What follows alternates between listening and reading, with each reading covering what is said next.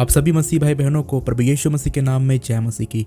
भाइयों बहनों, हम सभी लोग जानते हैं कि प्रार्थना करने का मतलब होता है परमेश्वर से बातें करना। और आज बहुत से ऐसे मसीह लोग हैं जिन्हें ढंग से प्रार्थना करते भी नहीं होता है। मैंने ऐसे बहुत से लोगों को देखा है अपने चर्च में जो ढंग से प्रार्थना भी नहीं कर पाते हैं और उन्हें प्रार्थना करते भी नहीं आता है। कई लोग तो ऐसे हैं जिनके मुख से शब्द नहीं निकलते हैं जब उन्हें प्रार्थना करने के लिए बोला जाता है। और ये नए विश्वासी नहीं हैं जो अभी अभी मसीह में आए हैं, ये ऐसे मसीही हैं, ऐसे विश्वासी लोग हैं जो काफ़ी सालों से मसीह में हैं। कई लोग तो ऐसे हैं जो जिनका जन्म ही एक मसीह परिवार में हुआ है, लेकिन उसके बाद भी उन्हें प्रार्थना करते नहीं आता, परमेश्वर से बातें करते नहीं आता। तो आप लोग सोच सकते हैं भाइयों बहनों कि उनकी आत्मिक जीवन की स्थिति क्या होगी, उनका मसीही जीवन कैसा होगा। एक ऐसा व्यक्ति जिसको प्रार्थना करते नहीं आता है, जिसे अपने खुदा बाप से प्रार्थना करते नहीं आता, बातें करते नहीं आता है, तो उसका आत्मिक जीवन किस प्रकार का होगा।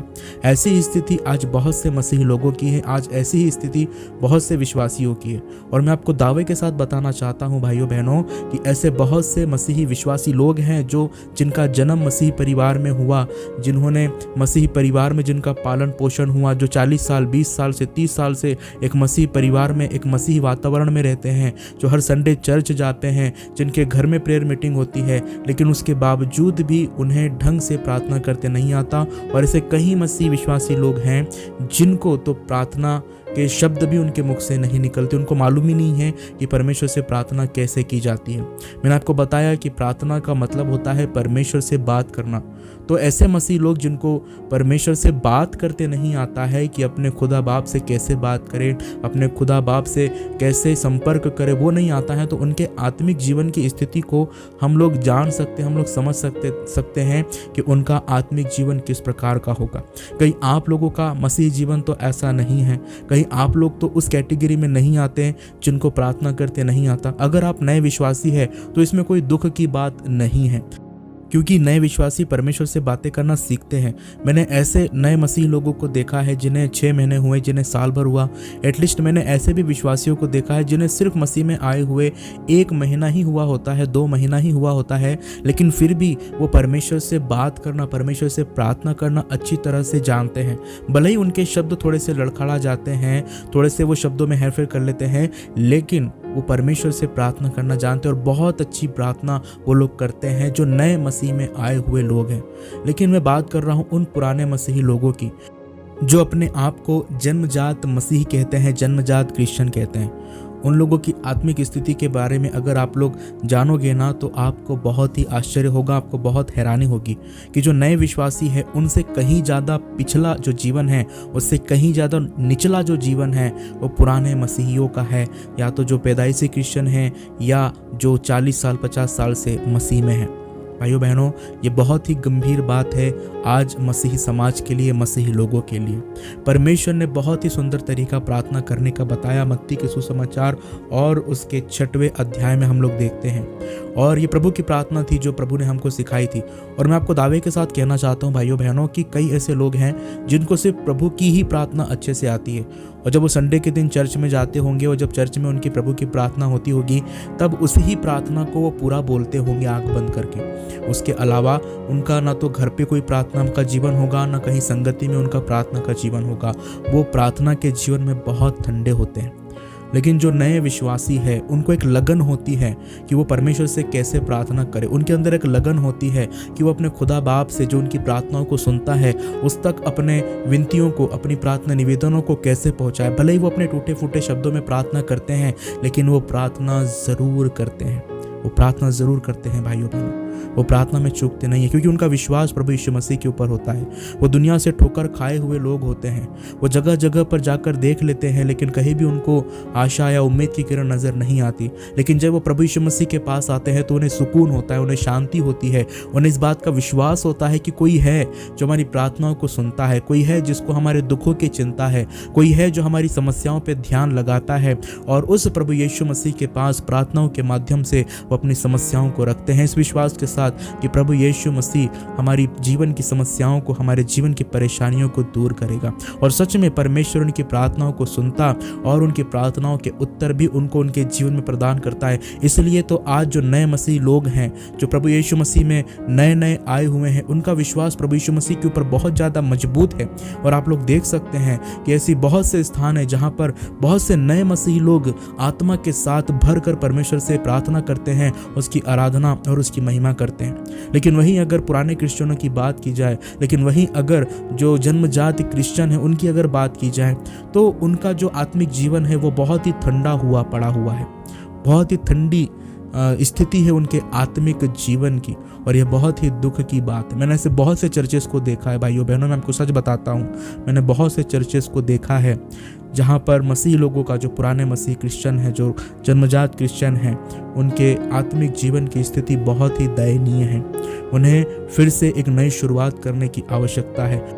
उन्हें अपने आत्मिक जीवन पर चिंतन और मनन करने की आवश्यकता है, क्योंकि रूढ़िवादी क्रिश्चियनों का या जो जन्मजात क्रिश्चियन है उनका आत्मिक जीवन आज बहुत ही दर्दनाक स्थिति में है और उनके जीवन में परिवर्तन की बहुत ज़्यादा आवश्यकता है। मैं कई बार लोगों को इस बात को बताता हूँ और उन्हें कहता हूँ कि सबसे ज़्यादा सुसमाचार की अगर आवश्यकता किसी को है तो वो पुराने क्रिश्चियनों को है, पुराने मसीह लोगों को है, क्योंकि वो सुसमाचार को सुनने के बाद भी उसके ऊपर बिलीव नहीं कर पाते। हर संडे उनको परमेश्वर का वचन दिया जाता, हर संडे उनको परमेश्वर के राज्य की बातें बताई जाती है, लेकिन उसके बावजूद भी जो उनका आत्मिक जीवन है वो इतना गिरा हुआ है या इतना निचले स्तर पर है कि मैं आपको क्या बताऊं भाइयों बहनों। आज मसीह लोगों को, चाहे वो नए क्रिश्चियन हो चाहे पुराने क्रिश्चियन हो, मैं आपको प्रोत्साहित करना चाहता हूं कि आप अपने प्रार्थनामय जीवन को सुधारें। प्रभु यीशु मसीह ने अपने चेलों से कहा कि जागते रहो और प्रार्थना करते रहो। पौलुस ने भी कई बार इस बात को कहा पत्रियों में कि निरंतर प्रार्थना में लगे रहो। भाइयों बहनों, प्रार्थना हमारे लिए एक बहुत ही शक्तिशाली हथियार है जिसके माध्यम से हम शैतान से लड़ सकते हैं। अगर हम प्रार्थना में कमज़ोर हुए तो शैतान हमारे जीवन के ऊपर हावी हो जाएगा और वो हमारे जीवन को अपने कब्जे में लेने का पूरा प्रयास करेगा। इसीलिए तो परमेश्वर ने अपने वचन में हमें सिखाया है कि शैतान का सामना करो तो वो तुम्हारे सामने से भाग निकलेगा। हम शैतान का सामना कैसे कर सकते हैं? हम शैतान का सामना कर सकते हैं परमेश्वर से प्रार्थना करके। परमेश्वर से जब हम प्रार्थना करते हैं तो वो हमें ऐसी सामर्थ्य प्रदान करता है, ऐसी शक्ति प्रदान करता है जिसमें होकर हम शैतान की हर एक युक्तियों का सामना कर सकते हैं। उसकी हर एक योजनाओं को हम प्रार्थना की सामर्थ्य में होकर विफल कर सकते हैं। उसकी हर एक चाल को हम नाकाम कर सकते हैं। लेकिन अगर हम प्रार्थना में ढीले रहें तो शैतान धीरे धीरे हमारे जीवन के ऊपर हावी हो जाएगा, हमारे जीवन में परीक्षाओं को लेकर आएगा, परेशानियों को लेकर आएगा, दुख कठिनाइयों और विपत्तियों को लेकर आएगा और हम उन सब में फंस कर दब जाएंगे और हमारा आत्मिक जीवन पूरी तरह से नाश हो जाएगा।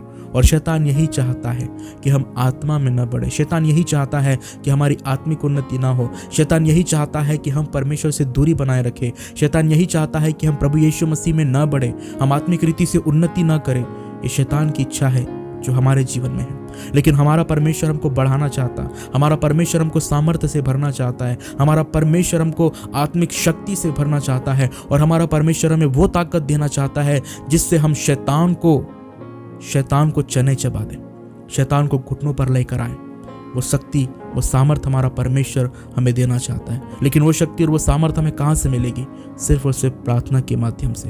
भाइयों बहनों, हम सबके पास स्मार्टफोन है और जब स्मार्टफोन की बैटरी डिस्चार्ज हो जाती है, जब हमारे स्मार्टफोन की जो बैटरी है वो डाउन हो जाती है, तो हम सभी लोग जानते हैं कि उसे चार्ज करने की आवश्यकता होती है। और जब तक वो चार्ज नहीं होता है तब तक वो एक खाली डब्बे के अलावा और कुछ भी नहीं होता है। वो कहने को तो स्मार्टफोन होता है लेकिन बिना बैटरी के वो किसी भी काम का नहीं होता है।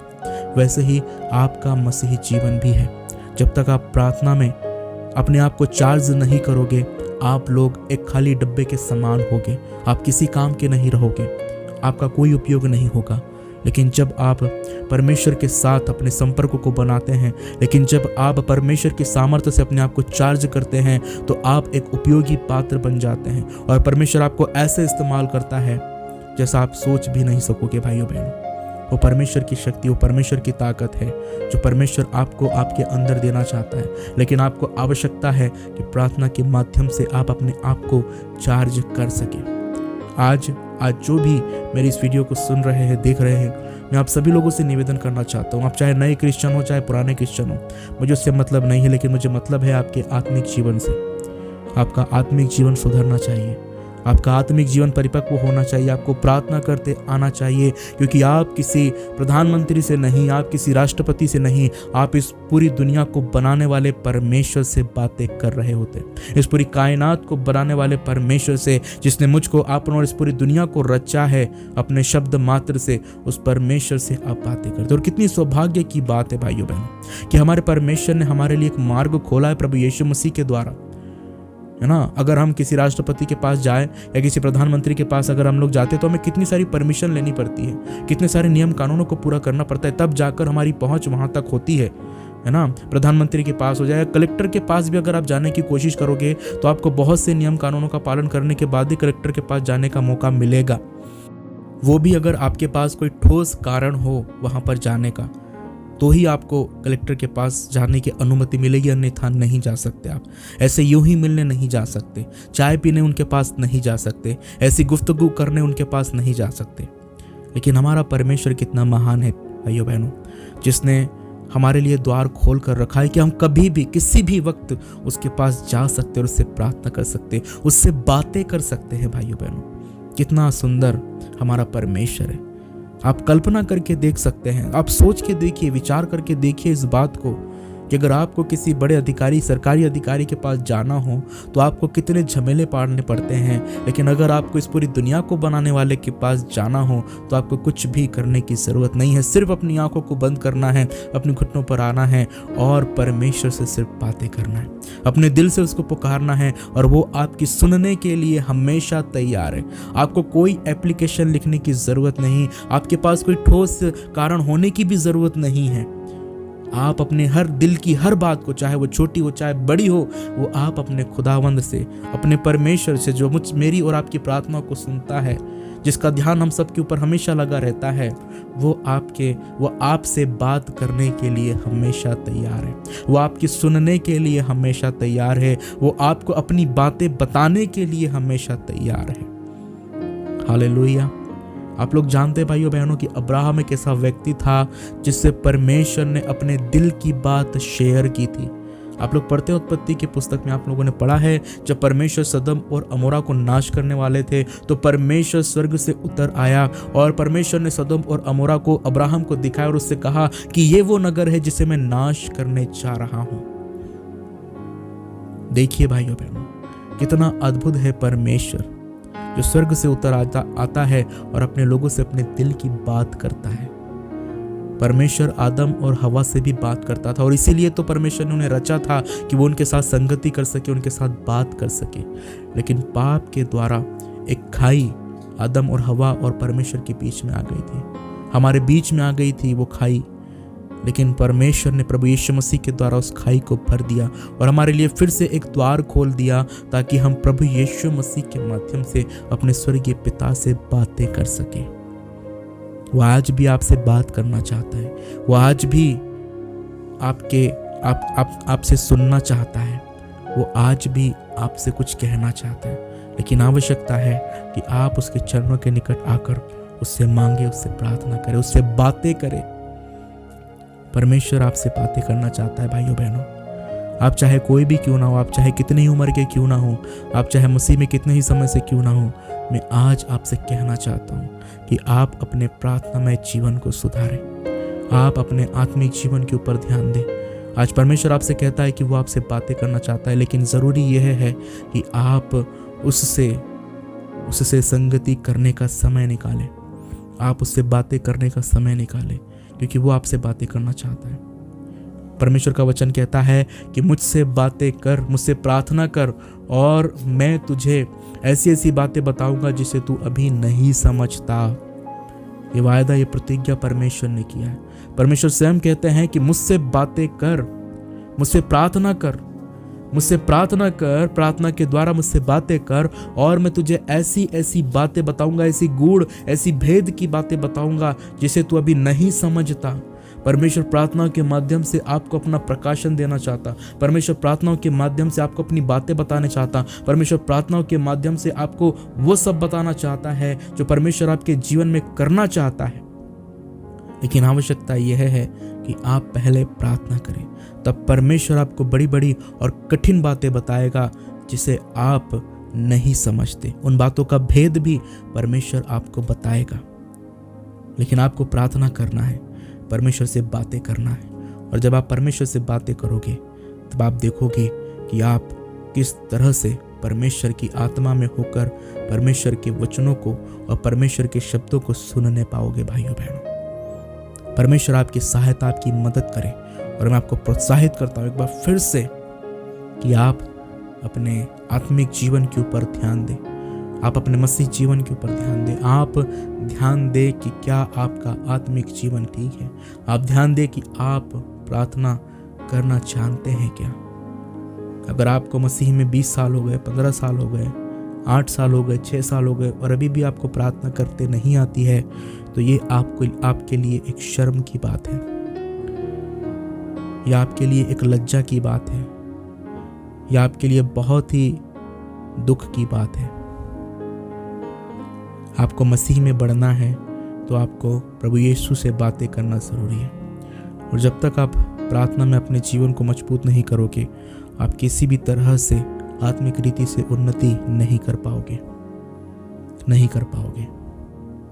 परमेश्वर आपकी सहायता करे, आपकी मदद करे। और प्रभु चाहे और प्रभु ऐसा अनुग्रह करे कि आपका जो प्रार्थनामय जीवन है वो मजबूत होने पाए। क्योंकि जैसा प्रभु ने कहा है कि जागते रहो और प्रार्थना करते रहो। आपको आवश्यकता है कि आप प्रार्थना करें, क्योंकि दिन बुरे हैं, समय बहुत ही निकट है प्रभु यीशु मसीह के द्वितीय आगमन का। और ऐसे भयानक दिन आने वाले हैं, ऐसे खतरनाक दिन आने वाले हैं जिसकी कल्पना भी आप नहीं कर सकते।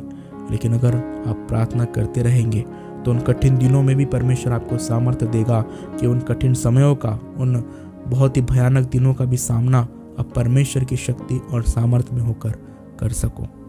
परमेश्वर आप सबकी अगुवाई करे, आपकी मदद करे। आप सबको जय मसीह की।